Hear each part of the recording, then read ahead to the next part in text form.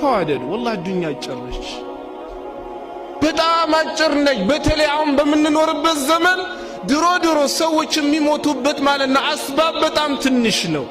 እኛ ደግሞ ዘመናችን የምንሞትበት ማለት ነው የሞት ሰበብ እንደ ገፍ ማለት ነው የበዛበት ዘመን ላይ ነው የምንኖር አይደል እንዴ? ለዚህች ያክል ህይወት ለምን እንጣላለን? ለምን ሙስሊም ወንድሜን እጠላዋለሁ?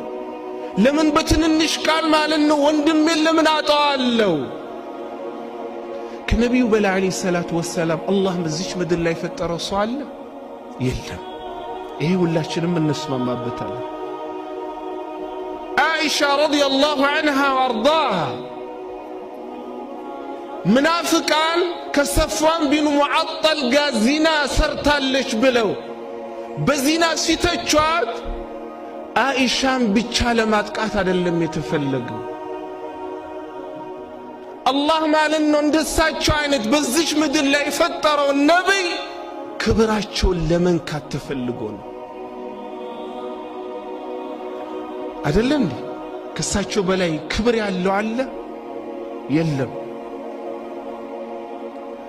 አቡበክር ሲዲቅ ረዲየላሁ ዐንሁ የአይሻ አባት ናቸው አይደል እንዴ?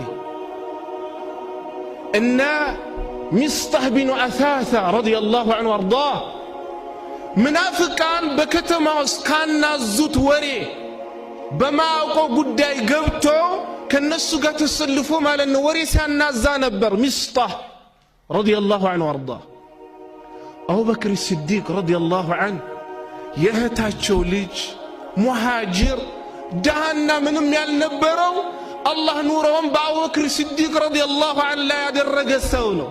የቅርብ ዘመዳቸው ወላሂ ለሚስጣህ ማደርገውን ከዛሬ ጀምሮ አቆሚያለሁ አሉ።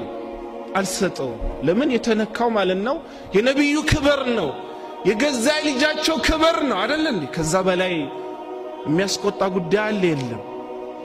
ግን አላህ ሱብሓነሁ ወተዓላ የአይሻ ጉዳይ ላይ ገብቶ ሲያጨማልቁ የነበሩ ማለት ነው ሰሃቦችን ተውባ በተመለሰባቸው ሰዓት በሚስጣህ ቢኑ አሳስ ማለት ላይ ነው አላህ ሱብሓነሁ ወተዓላ ተውባን ተመልሶ ነበረ።